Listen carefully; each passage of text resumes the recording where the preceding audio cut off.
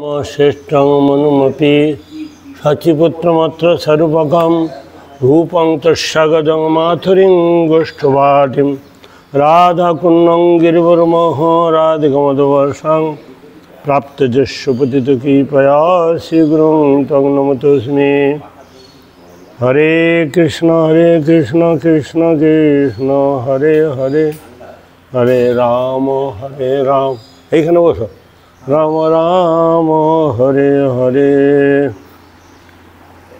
আমরা জগন্নাথের পরম ভক্ত পুরুষোত্তম দেব সম্বন্ধে কিছু শ্রবণ করব। পুরুষোত্তম দেব জগন্নাথের পরম ভক্ত ছিলেন। এখন পৃথিবীর প্রসিদ্ধ হচ্ছে জগন্নাথ মন্দির, বিশাল সিংহদ্বার জগন্নাথ মন্দির, জগন্নাথ সম্বন্ধে বলছি আর তার পরম ভক্ত। সিংহদ্বারের সম্মুখে জগন্নাথকে দর্শন পিপাসু অগণিত নরনারী সমবেত হয়েছে এবং সিংহদ্বার অতিক্রম করে জগন্মোহনে প্রবেশ করিবেন জগন্নাথের দর্শন করিবার জন্য। সিংহদ্বার যে রুদ্ধ বন্ধ, বহু দূর হইতে আগত ভক্তগণ বুঝিতে পাইতেছে না কেন সিংহদ্বার বন্ধ করা হইয়াছে। সেক্ষেত্রে অধিবাসীগণ সিংহদ্বার বন্ধ হইয়াছে কেন জানেন, কিন্তু যাহারা দেশান্তর হইতে আসিয়াছে দূর থেকে মন্দিরের নিকটে উপস্থিত হয়েছেন, তাহারা কী করে জানিবেন সিংহদ্বার কেন বন্ধ করা হইয়াছে। সকলে খুব উৎকণ্ঠিত আকাঙ্ক্ষিত কখন খুলবে। সকলে মনে একটি প্রশ্ন, সিংহদ্বার কি আজ খুলিবে না, সিংহদ্বার কি আজকে খুলিবে না। মধ্যে মধ্যে মন্দিরে প্রহরীগণ ঘোষণা করিতেছেন, উৎকলে মহামহিম রাজা পুরুষোত্তম দেব তিনি মন্দিরের ভিতরে জগন্নাথের কাছে প্রার্থনা করিতেছেন, তার নির্দেশে মন্দিরের দ্বার বন্ধ হইয়াছে, আবার তার নির্দেশ না হইলে দ্বার খুলিবে না। পুরুষোত্তম দেব ভিতরে জগন্নাথের কাছে কিছু প্রার্থনা করছে, তিনি যখন বলবেন তখন খুলবেন, আবার তিনি বন্ধ করতে বলতে বন্ধ হয়েছে, আবার তিনি আদেশ ছাড়া খুলবেন। এখন মন্দিরের ভিতরে জগন্নাথের সিংহাসনের সম্মুখে মহারাজ পুরুষোত্তম দেব উপবিষ্ট হয়ে তার কাছে প্রার্থনা জানাচ্ছে। মন্দিরের ভিতরে একেবারে জনমানব শূন্য, এমনকি কোনো পাণ্ডাও সেবক ভিতরে প্রবেশ করে না। দুই হাত জড়ো করে জগন্নাথের কাছে আকুল প্রার্থনা করিতেছেন। পুরুষোত্তম দেব নেত্রযুগল হইতে অঝরণনে অশ্রু ঝরিয়া পড়িতেছে। ক্ষুধা নাই, তৃষ্ণা নাই, নিদ্রা নেই, কেবল রইয়াছে আবেগ, উৎকণ্ঠা এবং আবেদন নিবেদন, শুধু প্রার্থনা জগন্নাথের নিকট।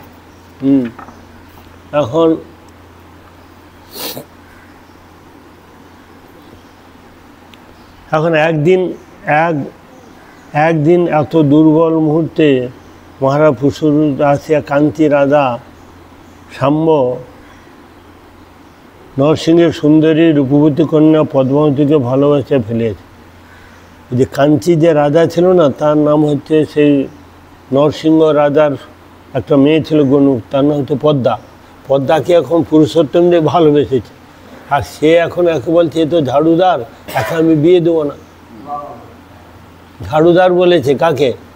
এই পুরুষোত্তম দেবকে। জগন্নাথে ঝাড়ু না দিলেও জগন্নাথের চলে না, এখন বলছে না ও ঝাড়ুদারকে আমার মেয়েকে বিয়ে দেবো না। হ্যাঁ, এখন তার রূপে সৌন্দর্যে মুগ্ধ হয়ে তার রূপে আত্মনিবেদন করিয়াছেন পুরুষোত্তম দেব। এখন উভয়ের প্রেম ছিল শাশ্বত এবং স্বর্গীয়। পদ্মাবতীকে বিবাহ করলে তার জীবন সুখময় এবং আনন্দ হইবে মনে মনে ভাব। রাজা পুরুষোত্তম একান্তভাবে অনুভব করিতে পারেন। সঙ্গে সঙ্গে তিনি শাল্য নরসিংহের নিকটে বিবাহের প্রস্তাবে রথযাত্রা মৌসুমে নিমন্ত্রণ জানাইলেন। একটা পত্র দিলেন, আমাদের রথযাত্রা, একই সঙ্গে তোমার মেয়ের সম্বন্ধে একটু কথা বলতে হবে, তোমার রথযাত্রা আছে, একসঙ্গে দেখে যাবে, আর হবে রথ দেখা কলাবে। উৎকল সম্রাটের পত্র পেয়ে পাঠ করে কাশী রাজা নরসিংহ অত্যন্ত আনন্দিত হলেন। গৌরবমণ্ডিত উৎকল রাজ সিংহাসনে উৎকলের রাজা অধীশ্বর সর্বশ্রেষ্ঠ কপিলেন্দ্র দেবের পুরুষ হচ্ছে, তার পিতার নাম হচ্ছে বীরশ্রেষ্ঠ কপিলেন্দ্র, তার সুপুত্র হচ্ছে পুরুষোত্তম দেব।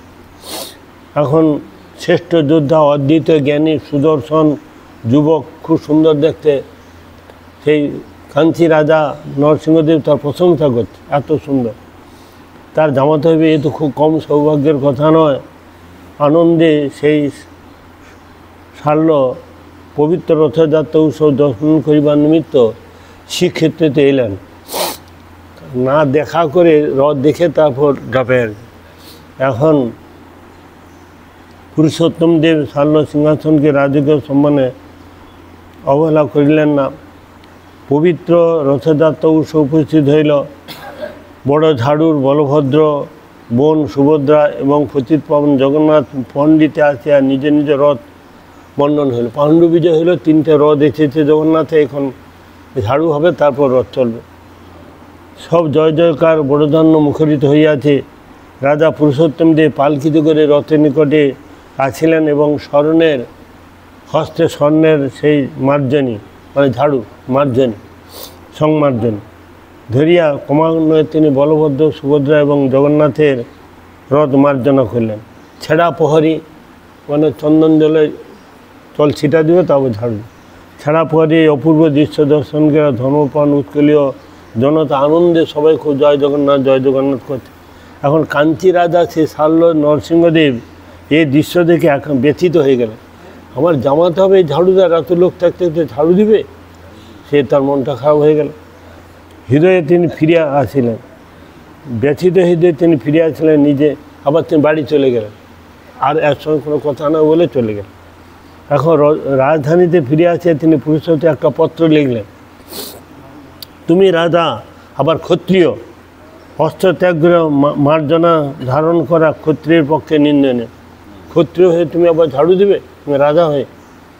স্বর্ণ মার্জনা হোক আর কোনো মার্জনা, যে কোনো স্বর্ণ হোক, নারকেল কাঠি হোক, যে কোনো ঝাড়ু তো।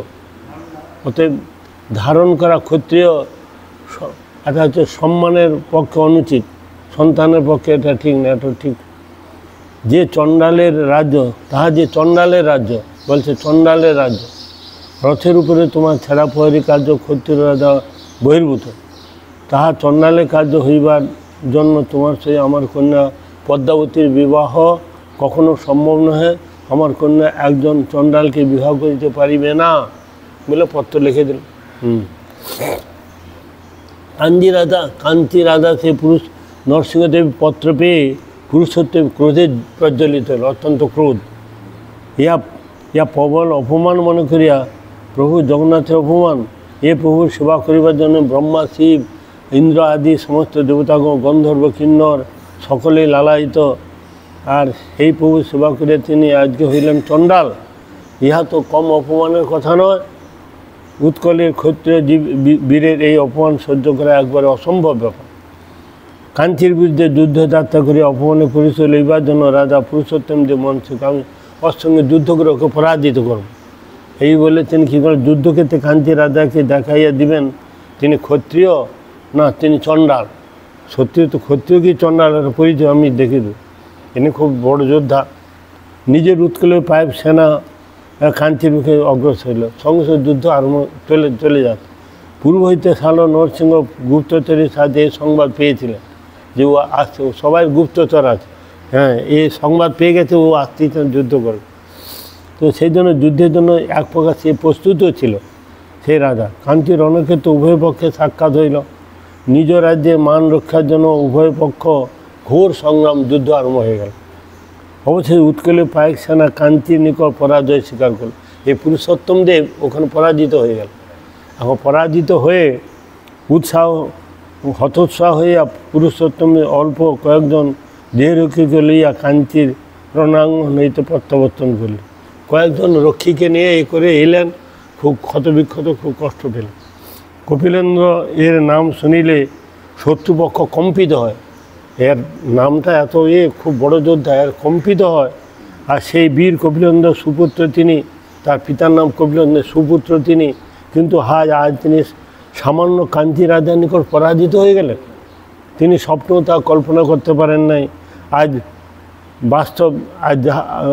বাস্তব হইয়াছে, দুঃখে ভাঙিয়া পড়িলেন। উৎকলের বীর রাজা সেই পুরুষোত্তম দেব উৎকলে প্রত্যাবর্তন করে বছর প্রতিমধ্যে একটি আশ্রম পড়ে। সেই ক্লান্ত শান্ত শরীরে তিনি সেই সময় বিশ্রাম দেওয়ার জন্য সেই মন্দিরে প্রবেশ করলেন। আশ্রমটি ছিল একজন গৃহী বৈষ্ণবের আশ্রম ছিল।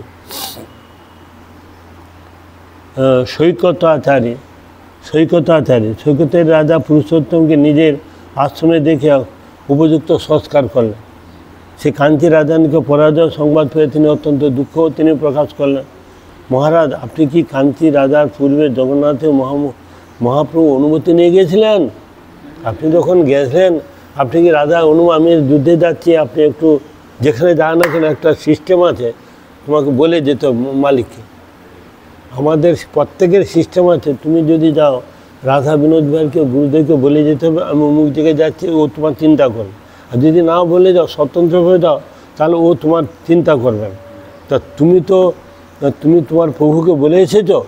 একটা গৃহী বৈষ্ণব তাকে নক করলো, ও তখন ভাবলে গেছে না, বলে আমি তো অহংকার, আমি বড় রাজা, আমার নাম শুনলে সব ভয়, আমি নিজেই জিতে যাবো, জগন্নাথ কী করবে? এইটা তখন মাথায় এগুলো, আমি তো তাকে বলেছি, অপরাধ হয়ে গেছে। জগন্নাথ বলছে তুমি যদি নিজে রক্ষা করতে পারো তাহলে আমার কী দরকার, এই জন্য তুমি হেরে গেছো। এইলে তখন মাথা গেছে খারাপ। তুমি কি অনুমতি নিয়ে লইয়াছিলেন জগন্নাথের? সৈকত প্রশ্ন স্তব্ধীভূত হইয়া গেলেন। পুরুষোত্তম, একটা সাধারণ লোক, একটা গৃহস্থ বৈষ্ণব আমাকে এরকম কথা বলে দিল। সত্যই তো উৎকলে ইষ্ট দেবতা যে স্বয়ং জগন্নাথ, তার আজ্ঞা নইয়া নিজের বাহুবলের উপরে বিশ্বাস করে আমি যুদ্ধ করতে এসেছিলাম, সেই জন্য আমার পরাজিত হয়েছে। এখন নীরবে নিজের দোষ স্বীকার করলেন, নিজের দোষ স্বীকার করে পুরুষোত্তম। সৈকতাচার্য বললেন, জগন্নাথ মহাপ্রভু বিনা সাহায্যে আপনি কখনো কাঞ্চিকে জয় করতে পারবেন না। ওখানে কাঞ্চির একটা ভণ্ড গণেশ আছে, ও যতগুলো মরবে ততগুলো তৈরি করবে, সৈন্য তৈরি করতে পারে, তৈরি করবে না। মহারাজ, কাঞ্চির রাজা তো নিজে যুদ্ধ করিতেছে না। বলে সে রাজা নিজে যুদ্ধ করছে না, তার জন্য যুদ্ধ করিতেছে স্বয়ং মহাগণপতি, মানে গণেশ। গণপতি যুদ্ধ করছে, রাজা যুদ্ধ করছেন। তিনি অসংখ্য সৈন্য সৃষ্টি করিতেছেন। সৈন্য নিজে যত মারা যাচ্ছে সে সৈন্য সৃষ্টি করছে। এখন সেই জন্য কাঞ্চি রাজা অপরাজেয়। মনুষ্য শক্তি দ্বারা দৈবীয় শক্তিকে পরাজিত করা কি সম্ভব? একটা মনুষ্য শক্তি, একটা ঐশ্বরিক শক্তি, দেবতা তো ঐশ্বরিক শক্তি, তাকে পরাজয় করা সম্ভব? সেই জন্য আপনি জগন্নাথ মহাপ্রভুর উপরে ভরসা রাখুন, তার কৃপা হলেও কাঞ্চি রাজা পতন ঘটিতে পারে। পুরুষোত্তম এই কথা উপলব্ধি করিতে পারলেন। জগন্নাথের বিনা সাহায্যে তিনি কখনো গণেশের আশ্রিত রাজা সেই পরাস্ত করিতে পারিবেন না। সেই সৈকতাচার নিকট হইতে বিদায় লিয়া তিনি ফিরে আসলেন শ্রীক্ষেত্রে। রাজধানীতে যা তিনি প্রথমে বাড়িতে না গিয়ে একদম ডাইরেক্ট মন্দিরেতে চলে এলেন, মানে আর রাজধানীতে যান, মন্দিরে প্রবেশ করলেন। তার নির্দেশ অনুসারে মন্দিরের দরজা বন্ধ হয়ে গেছে। এখন তিনি যতক্ষণ না আদেশ পায় জগন্নাথের, ততক্ষণ একদিন দুদিন দরজা বন্ধই থাকো, না খেয়ে না ঘুমিয়ে না এ করে শুধু হাউ হাউ করে কাঁদছে, আমার অপরাধ যে তুমি ক্ষমা করো, তুমি ছাড়া আমার জয় করা যাবে না। এই জন্য সর্বসাধারণের জন্য দ্বার বন্ধ হয়েছে, এমনকি পান্না টান্না ভিতরে কেউ না, সব দরজা বন্ধ। এখন সৈকতাচারী, আচ্ছা, এখন সিংহদ্বারের সম্মুখে জগন্নাথ দর্শন পিপাসু ভক্তগণের কোলাহল বাড়িতে লাগলো। সবাই কোলাহল করছে, এখন জগন্নাথেরও ইচ্ছা যে ভক্তকে দর্শন দিতে হবে। তো সেই যে মন্দির সিংহাসনের সম্মুখে রাজা পুরুষোত্তম একনিষ্ঠ প্রার্থনায় মগ্ন রয়েছেন। নয়ন হইতে অজস্রু ধরাইয়া কাতর স্বরে তিনি বলছে, হে জগন্নাথ, হে মহাবাহু, আমার অপরাধ ক্ষমা করো, আমার দোষ মার্জনা করো। তোমার আজ্ঞা না লইয়া নিজে বাহুবলের উপর নির্ভর করিয়া আমি কাঞ্চি জয় করিবা আশা পোষণ করেছিলাম। আমি এখন অনুভব করিতেছি তোমার শক্তি বিনা আমি হীনবল, আমি অনাথ। হে প্রভু, কাঞ্চি রাজা তোমার সেবককে চণ্ডাল বলিল, আর আমি সেটা সইতে পারলাম না। আমি আর সহ্য করতে পারলাম, চণ্ডাল বলেছে, এই জন্য আমি ডাইরেক্ট চলে যাই। তোমার কাছে অনুমতি নিলে যুদ্ধে বাইর হইয়াছিলাম, কিন্তু হে সর্বশক্তিমান, তুমি তো উৎকলের সম্রাট, উৎকলের কর্তা বিধাতা। তোমার সেবককে চণ্ডাল বলিয়া সে আমায় অপমান করল, তোমাকেও করিল না? তোমাকেও তো করেছে। এই লজ্জায় কি তোমারও নয়? তোমার সেবক আজ লাঞ্ছিত, অপমানিত, এবং পরাজিত, এই নিন্দা কি কেবল আমার, তোমারও তো, তোমারও নয় প্রভু। এই দারুণ দুঃখ দুর্গতির সময়ে তুমি কেবল আমার একমাত্র ভরসা, সহায়। তোমার সাহায্য না পেলে আমি এই জাতি ধ্বংস হয়ে যাইবে। জগন্নাথ সংস্কৃতি ধ্বংস হইয়া গেলে, জগন্নাথ একটা সংস্কৃতি চলে আসছে যুগ যুগ ধরে, তাহলে সেই সংস্কৃতি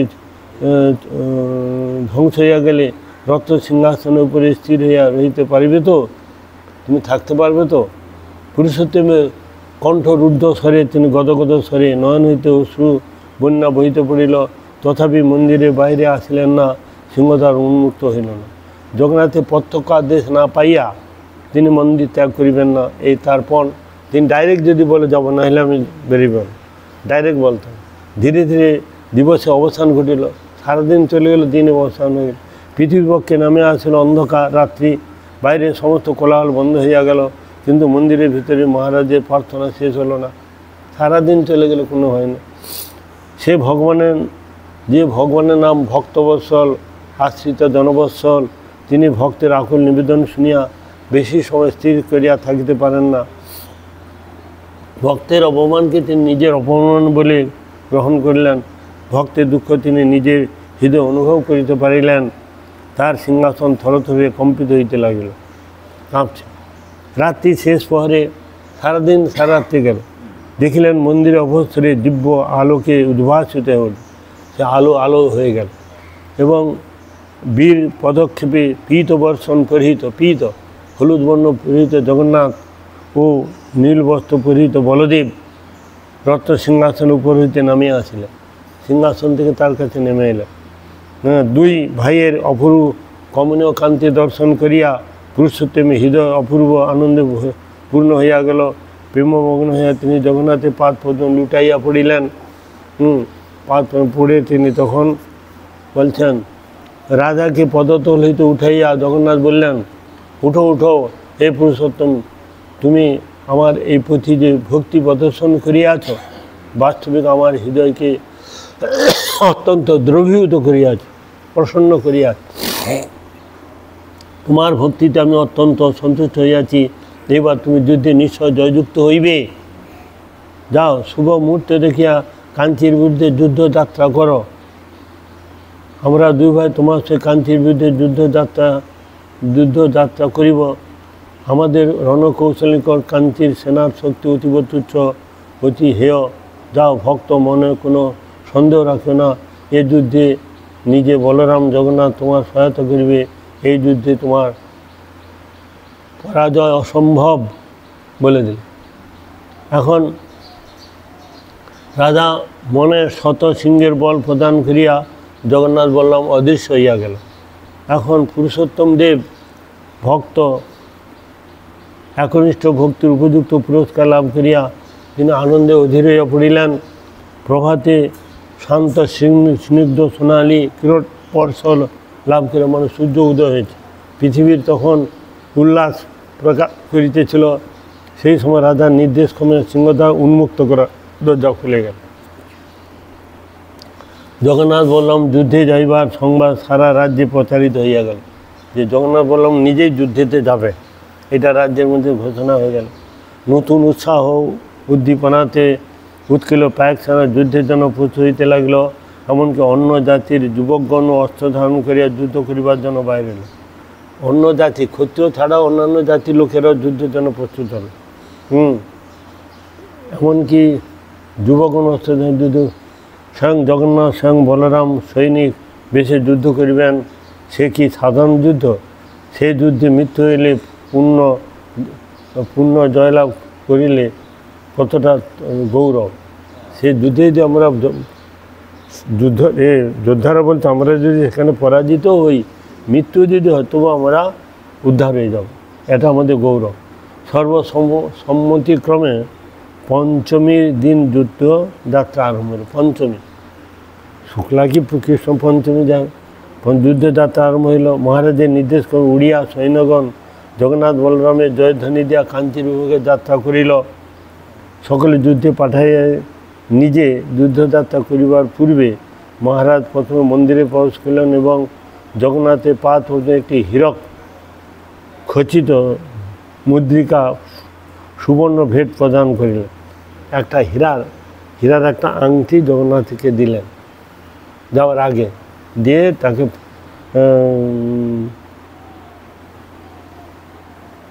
ভেট প্রদান করলেন। তারপর তিনি জগন্নাথের আজ্ঞা লইয়া স্মরণ করে কাঞ্জির মুখে ছুটিতে লাগলেন। রাস্তায় এক জলময় স্থান দিয়া যাইতে যেতে ভার্গবী নদীর কূলে রাজা দেখিলেন একজন নারী অধোমুখিনী হইয়া সেই স্থানে দণ্ডায়মান আছে। জঙ্গলময় একটা জঙ্গল পার হয়ে যেতে হবে, সে ভার্গবী একটা নদী আছে, সে নদীর কূলে রাজা দেখলে একজন নারী অধোমুখ হয়ে মাঝখানে দাঁড়িয়ে আছে। তো তাহাকে কিছু বলিবার জন্য উক্রম যিনি বলবেন এমন একটা রাজা অশ্বের উপর হইতে অবতরণ করলেন, দাঁড়িয়ে এলেন। রাজাকে অবতরণ হইতে দেখে নারী বলল, মহারাজ, আমি নিকটবর্তী গ্রামের একজন গোয়ালিনী, আমার নাম মানিকা। দই দুগ্ধ স্বর বিক্রয় করে আমি জীবিকা নির্বাহ করি। আজ আপনার দুই সৈনিক যুদ্ধ করিতে যাইবার সময় আমার নিকট হইতে দই খাইয়া আংটিটি দিয়ে গিয়েছেন, পয়সা নেই, আংটিটা দিয়ে গেছে। আপনাকে ফিরাইয়া দিয়া দইয়ের উপযুক্ত মূল্য আদায় করিতে বলিয়াছে। বলে রাজা পিছনে আসছে, এইটা দেখালে তোমার টাকা দিয়ে দিবে, আমার কাছে টাকা নেই, এই আংটিটা রেখে তারা দই দুগ্ধ খেয়ে চলে গেছে।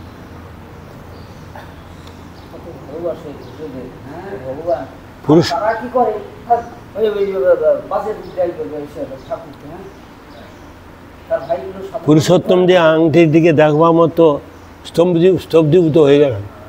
যে হীরক খচিত স্বর্ণ মুদ্রাটি তিনি জগন্নাথকে অর্পণ করিয়া আসিয়াছিলেন, মুদ্রিকা মানিকার হস্ত হইতে গ্রহণ করিবার মতো তিনি শরীরে কেমন যেন একটা অপূর্ব পুরক দেখিতে লাগলো।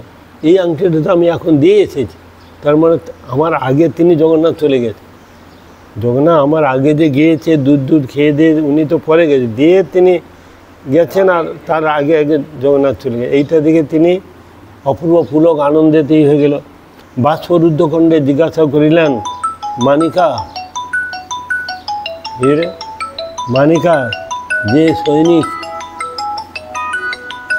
যে সৈনিক দুইজন তোমাকে আংটিটা দিয়ে গিয়েছেন তারা দেখতে কেমন? মানিকা বলিল, মহারাজ, একজন দেখিতে কালো আর একজন হচ্ছে গৌরবর্ণ। কালো হচ্ছে জগন্নাথ, গৌরবর্ণ বলরাম। তো এই দুইজনের সৌন্দর্য বর্ণনা করতে আমি অক্ষম। বলে এত সৌন্দর্য আমি কি বর্ণনা করবো তাদের? মানিকা বলছে, হ্যাঁ, একজন যুবক, এইরকম যুবক আজ পর্যন্ত আমি কখনো দেখি নাই। ভগবানকে দেখতে জীবনের সফলতা আর কৃষ্ণ দর্শন যার ভাগ্য হইয়াছে একবার। কালো যুবক পীতবর্ণ বস্ত্র পরিধান করিয়া সাদা ঘোড়াতে গেছে, আর গৌরবর্ণ যুবক নীল বস্ত্র পরিধান করিয়া কালো ঘোড়ায় আরোহণ করেছে। একজন সাদা, একটা কালো ঘোড়া। দুইজনের হস্তে শোণিত খড়গ শোভা, বড় একটা খড়গ আছে, অস্ত্র আছে। মানিকা গোয়ালিনীর মুখ হইতে এইসব কথা শ্রবণ করে মতো রাজা নয়ন হইতে দর দর বেগে অশ্রু বহি ঝরিতে লাগল। মানিকার পদতলের ধুলি তিনি মস্তকে ধারণ করলেন। রাজা জগন্নাথ বললাম যে সৈনিক বেশে যুদ্ধক্ষেত্রে গমন করিতেছেন, ইহা তার আর কোনো সংশয় সন্দেহ রইল না। মানিকার ভাগ্যকে প্রশংসা করে তিনি বললেন, ধন্য মালিকা, কত জন্মের পুণ্য ফলে তুমি জগন্নাথ বলরামকে দর্শন করিলে ভগবানের দই খাওয়া তোমার জীবন ধন্য হইয়াছে। ভগবানকে দই খাইয়াছে, দই দুগ্ধ খাইয়াছে, এটা তোমার জীবনটা ধন্য হয়ে গেছে। তোমার আমি আর কি মূল্য দিব মানিকা? পৃথিবীর সমস্ত সম্পদ তোমার ভক্তি নিকট তুচ্ছ, তথাপি জগন্নাথ যখন বলিয়াছেন সেই জন্য তোমাকে আমি নিকটবর্তী গ্রামটি প্রদান করলাম, একটা গ্রাম দিয়ে দিলাম।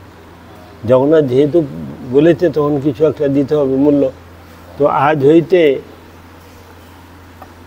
হইতে এই মানিকা গ্রামটি নামে মানিকা পাটনা, গ্রামটির নাম পাটনা প্রসিদ্ধ অর্জন করিবে। মানিকা পাটনার দই প্রতিদিন জগন্নাথে ভোগ লাগবে। তুমি প্রতিদিন দই দুগ্ধ করবে, এইখান থেকে তোমার ভোগ লাগবে জগন্নাথ বলে দিল। তো তো মানিকা নিকটে হইতে বিদায় লিয়া রাধা পুরুষোত্তম দিয়া কাঞ্জির রণক্ষেত্রে উপস্থিত হইলেন। তিনি যুদ্ধের পূর্বে হইতে কাঞ্চি রাজাকে যুদ্ধের পণ জানিয়া দিয়া গেলেন, এই যুদ্ধ কাঞ্চির সেই কলিঙ্গের নয়, তোমার সঙ্গে আমার কলিঙ্গের যুদ্ধ নয়, এই যুদ্ধ হইতেছে কাঞ্চির ইষ্টদেবতা মহাগণপতির সহিত কলিঙ্গের ইষ্টদেবতা জগন্নাথের সহিত। তোমার যে দেবতা কি? মহাগণপতি। আর এখন হবে জগন্নাথের সহিত যুদ্ধ, এটা রাজ্যে নয়। এই যুদ্ধে যদি কলিঙ্গের পক্ষ পরাজিত হয় তাহলে কাঞ্চির দেবতা গণপতির পৃষ্ঠদেশে জগন্নাথ অবস্থান করিবে। ঘুমিয়ে গেলে তো কী বললাম তুই বুঝতে পারলেন? আমি যদি পরাজিত হই, তোমার যে গণেশ আছে তার পিছনে জগন্নাথ থাকবে, পিছনে থাকবে। আর যদি আমি জিতি, তার তোমার এই গণপতি আমার জগন্নাথের পিছনে থাকবে। কিছু বুঝলে? তিনি রাজাকে বলছে, আমি জিতলে তাহলে জগন্নাথ আগে থাকবে, তার পিছনে থাকবে গণপতি। আর যদি আমি হেরে যাই তাহলে তোমার গণপতির পিছনে জগন্নাথ থাকবে। এইটা কন্ডিশন আগে বলা হয়ে গেল। কাঞ্চি পক্ষ পরাজিত হইল, কলিঙ্গের ইষ্টদেবতা জগন্নাথের পৃষ্ঠদেশে অবস্থান করবে। যুদ্ধের পূর্বে পুরুষোত্তমের মহাগণপতি আরাধনা করলে, আগে সেই গণপতি আগে আরাধনা করলো পুরুষোত্তম। ওর কৃপা ছাড়া, ওর আশীর্বাদ ছাড়া জিতা যাবে না। রাধার আরাধনা সন্তুষ্ট হইয়া মহাগণপতি তাকে বিজয় বর প্রদান করলেন। গণপতি বলে দিলেন যে তোমার এবারে জয় হবে, তার সন্তুষ্ট হয়ে তার আরাধনাতে কাঞ্চির সেনার সহিত কলিঙ্গ সেনার মহারণ আরম্ভ হয়ে গেল। সেই সময়ে কলিঙ্গ সেনার পক্ষে স্বয়ং জগন্নাথ বলদেব, সেই সময়ে কলিঙ্গ রাজা পুরুষোত্তম দেব উপরে কাঞ্চির দেবতা গণপতি সন্তুষ্ট। গণপতির দেবতা মানে গণপতি আগে তো আরাধনা করে সন্তুষ্ট, তিনি খুব সন্তুষ্ট হয়েছেন। সেই সময়ে কি কলিঙ্গের বিজয় লাভের ব্যাপারে সন্দেহ হইতে পারে? কাঞ্চি রাজা সারল নরসিংহের সকল যত্ন বিফল হইল। সে যত কিছু করতে সবারে নষ্ট হয়ে গেল।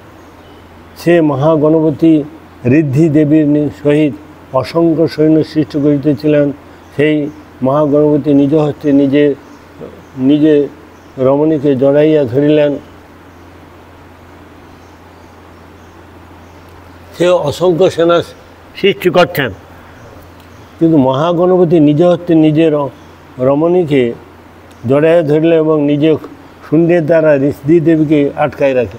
সূর্যের দ্বারা সেখানে গণপতি সূর্যের দ্বারা সাথে আটকে রাখে। তাহার ফলে সৈন্য প্রজনন প্রক্রিয়া বন্ধ হয়ে গেল। আর সৈন্য জন্ম হচ্ছে না, বন্ধ করেছে দরজা, বন্ধ করে দিলে আর সৈন্য তৈরি হচ্ছে না। অবশ্যই কাঞ্চি রাজা কলিঙ্গ সেনার নিকট পরাজয় স্বীকার করল। কাঞ্চির গণপতি সারল সেই নরসিংহ রাজকন্যা পদ্মাবতীকে বন্দী অবস্থাতে পুরুষোত্তম নিকট আনা হইল। দুইজনকে বন্দি করে আনা হল। গণপতি মানে তো শিব।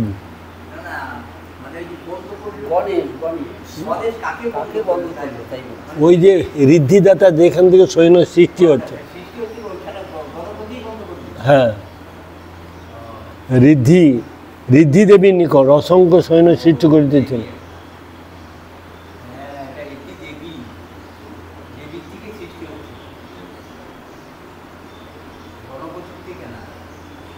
গণপতি নিজ হস্তে নিজের রমণী বলছে না, সে ঋদ্ধি দেবীর সহিত অসংখ্য সৈন্য সৃষ্টি করিতেছিলেন। মহাগণপতি সেই নিজ হস্তে নিজের রমণীকে জড়াইয়া ধরলেন এবং নিজের শূন্যের দ্বারা ঋদ্ধি দেবীকে আটকাইয়া দিলেন। প্রজনন প্রক্রিয়া বন্ধ হয়ে গেল, মানে সৃষ্টিটা বন্ধ হয়ে গেল। কাঞ্চির সেনা কলিঙ্গ সেনার সেই পরাজয় স্বীকার করিল। কাঞ্চির নরপতি নরসিংহ, সে কাঞ্চির নরপতি নরসিংহ রাজকন্যা পদ্মাবতীকে বন্দী অবস্থাতে পুরুষোত্তম নিকটে আনা হইল। পুরুষোত্তম দেব সারল সেই নরসিংহকে ক্ষমা করিয়া তাহাকে মুক্ত করিয়া দেয়। কিন্তু পদ্মাবতীকে বন্দী অবস্থা উৎকল রাজ্যে আনয়ন করা হয়। তাকে তার মেয়েকে বন্দি করে নিয়ে এলো, রাধাকে ছেড়ে দিল। পদ্মাবতীকে বন্দী অবস্থাতে উৎকলে রাজ্যে আনয়ন করা হইল। কাঞ্চীর ইষ্টদেবতা গণপতি মহাগণপতিকে রথারূঢ় করিয়া উৎকল রাজ্যে আনা হয়। সেই গণপতিকে নিয়ে এলো, গণেশকে।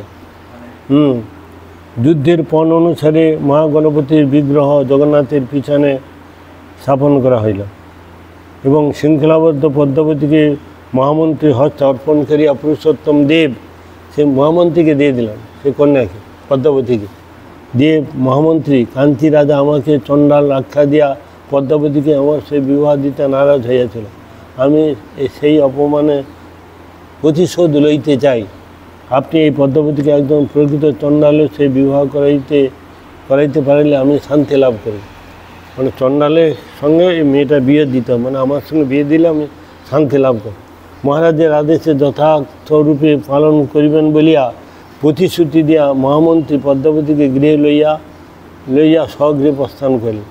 পরের বৎসর যখন রথযাত্রার দিনে সেই সময় গণপতি মহারাজ পুরুষোত্তম দেব জগন্নাথের রথে ছেঁড়া প্রহরী করিতেছিলেন। ঠিক সেই সময় পদ্মাবতীকে লইয়া উৎকলের বয়োবৃদ্ধ মহামন্ত্রী রথে আরোহণ করি। যখন রথ হবে সেই সময় ঝাড়ু দিচ্ছে, সেই সময় তাকে নিয়ে এলেন। পুরুষোত্তম যে আশ্চর্য হইয়া জিজ্ঞাসা করলেন, এ সময় রথের আপনার কী কার্য মহামন্ত্রী? মহামন্ত্রী উত্তর দিলেন, মহারাজ আপনার আদেশ পালন করাই আমার হইতেছে শুভ সময়, আপনার আদেশ পালন করতে হবে। রথযাত্রা মহোৎসবের পবিত্র সময়ে আপনার হস্তে পদ্মাবতীকে অর্পণ করিয়া আমি মহান কর্তব্য সম্পাদন করিবার জন্য আসিয়াছি। রূপবতী ও গুণবতী পদ্মাবতীর যোগ্যপাত্র আপনি অতি ব্যতীত আর কেউ হইতে পারিবে? রূপবতী এবং গুণবতী পদ্মাবতীর সৌভাগ্যপাত্র আপনি ছাড়া এ ব্যতীত এই জগতে আর কি হতে পারে মহারাজ? মহারাজ সামান্য বিচলিত হইয়া পুনরায় জিজ্ঞাসা করলে, আপনি কি বিভ্রান্ত হইলেন মহামন্ত্রী? পদ্মাবতীকে চণ্ডালের হস্তে সম্পাদন করিবার আদেশ কি যথার্থ পালন হইতেছে? আমি তো চণ্ডাল। ধীরস্থিরভাবে মন্ত্রী বলিলেন, উৎকলের বয়োবৃদ্ধ মহামন্ত্রী কখনো বিভ্রান্ত হইতে পারে? আমি তো বৃদ্ধ হয়ে গেছি, আমি মহামন্ত্রী হয়ে আপনি আমাকে কিছু অন্যায় কাজ করিনি, আমি সে করতে পারি না। আমি রাজার আদেশে যথার্থভাবে পালন করিতেছি। কর্ম অনুসারে জাতি, ইহা কি আপনি অস্বীকার করিবেন? গুণ ও কর্ম অনুসারে জাতি সৃষ্টি করা কথা ভগবান কৃষ্ণ নিজেই তো গীতা শাস্ত্রে প্রকাশ করিয়াছে। গুণ কর্ম বিভাগ বলছেন, যস্য জলক্ষণং প্রক্তং পুংস বর্ণাভি ব্যঞ্জকম যদন্নাপি দৃশ্যে তত্ত্ব নৈবে বিনির্দেশ। তার গুণ এবং কর্ম অনুসারে দেখে তাকে নামকরণ করতে হবে। রাজার ছেলে রাজা হবে, মন্ত্রীর ছেলে মন্ত্রী হবে, ডাক্তার হবে না। তার সেই যদি গুণ না থাকে তাহলে তাকে সেই করা যাবে না। এইটা প্রভুপাদ এই একটা শ্লোকের দ্বারা সে বেলেঘাইতে ব্রাহ্মণ বৈষ্ণবের মধ্যে তিনি এইটা প্রমাণ করে দিয়েছেন। গীতার সাথে ভগবান নিজে বলছেন গুণ কর্ম অনুসারে জাতি সৃষ্টি করা কথা। রাজ সিংহাসনের উপরে বসিবার সময় আপনি রাজা হইতে পারেন, কিন্তু আপনি সংমার্জনা ধরিয়া চণ্ডালে কার্য করিবার জন্য মহাচণ্ডাল রূপে সুপরিচিত। উৎকল সম্রাট স্বয়ং জগন্নাথ, আর আপনি তার সেবক, তার দাস অনুদাস, ভিত্ত এই কথা অস্বীকার করিবেন মহারাজ?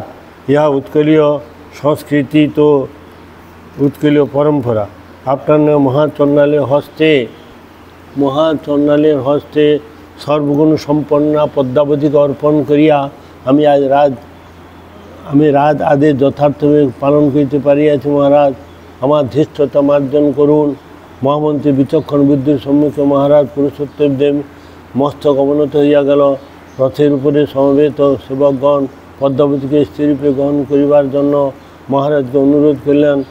রথারূঢ় জগন্নাথের কৃপা দুইটি আত্মা প্রণয় সূত্রে বন্দী হইয়া গেল। সেই জগন্নাথের কৃপা সেখানে তাদের বিবাহ হয়ে গেল, মানে প্রণয় সূত্রে বন্দী হয়ে গেল। যে 20টি দিন দীর্ঘ ধরিয়া সুপ্ত রহিয়াছিল তা প্রস্ফুটিত হইয়া স্বর্গীয় সৌরভ প্রদান করল। 20টি দিন দীর্ঘ ধরিয়া সুপ্ত হইয়াছিল, মানে এতদিন ধরে যেটা ছিল সেটা আবার সৌরভ প্রকাশ করল, প্রস্ফুটিত হয়ে গেল। ফুলটা কড়ি ছিল, সেটা যখন ফুটে গেল তার সৌরভ গন্ধ চতুর্দিকে ছড়িয়ে গেল। আগেও রথ হতো, কিন্তু কিন্তু মহাপ্রভু আসার পর থেকে রথের যে বৈশিষ্ট্য, রথের যে এত এত মহিমা, এত সৌন্দর্য, এত মহিমা, এত গুণগান এর পূর্বে হয়নি। তিনি ভক্তগণকে নিয়ে যেভাবে রথের বর্ণনা করছে, এর আগে এরকম হতো না। জগন্নাথের অমর ইতিহাসে কাঞ্চি রাজা এক অলৌকিক অধ্যায়। কাঞ্চির স্মৃতি আজও মন্দিরের গাত্রদেশে খোদিত করা হইয়াছে। গরুস্তম্ভের পৃষ্ঠভাগে মন্দিরের গাত্রদেশে যে মূর্তি খোদিত হইয়াছে, তাতে দেখিতে পাওয়া যায় জগন্নাথ বলরাম সৈনিক বসে তরোয়াল ধরিয়া অশ্বারোহণ করিতেছেন এবং মানিকা গোয়ালিনী দধিভাণ্ড ধরিয়া জগন্নাথের সম্মুখে দাঁড়ায়মান হইয়াছে।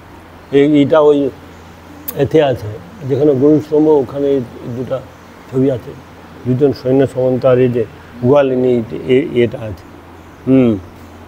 মহা গণপতির বিগ্রহ রাজা পুরুষোত্তম দিয়ে কাঞ্চি হইতে আনিয়া জগন্নাথের পৃষ্ঠভাগে স্থাপন করলেন। সেই বিগ্রহ এখনও জগন্নাথের পৃষ্ঠদেহে অবস্থান করিতেছেন। সর্বসাধারণ নিকটে ভণ্ড গণেশ বা উচ্ছিষ্ট গণেশ রূপে সুপরিচিত, যেন ভণ্ড গণেশ বলে। যন্ত্র সিংহাসন হইতে উপবিষ্ট হইয়া তিনি যে সকল লীলা করিতেছেন, সেগুলি কত মনোরম ও কত হৃদয়স্পর্শী, কত ভাবোদ্দীপক, আমান্যে নগণ্য মানব তা বর্ণনা করিতে পারিবে না। জয় জগন্নাথ, জয় জগন্নাথ, জয় জগন্নাথ। হরে